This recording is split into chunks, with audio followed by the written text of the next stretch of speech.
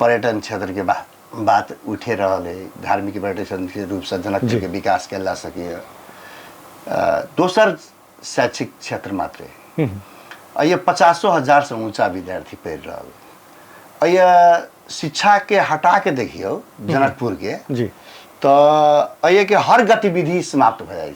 अच्छा, जना जना एकेटा कोनो मानि ना अतः विद्यार्थी देखियो 50,000 विद्यार्थी होती मान लिए एकटा कॉलेज के हमरा सबके मॉडले के बात लेबै 5,000 विद्यार्थी है।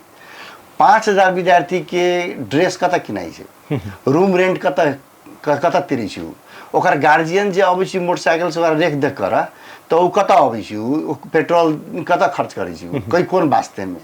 तेरा बाद में एक ओकर जूता से लऽ किताब कॉपी से लऽ टीचर के स्टाफ के गाड़ी मतलब ड्राइवर खलासी सबके जोड़ियो। आर्थिक गतिविधि कतेक बढ़ल है एकर अंदाज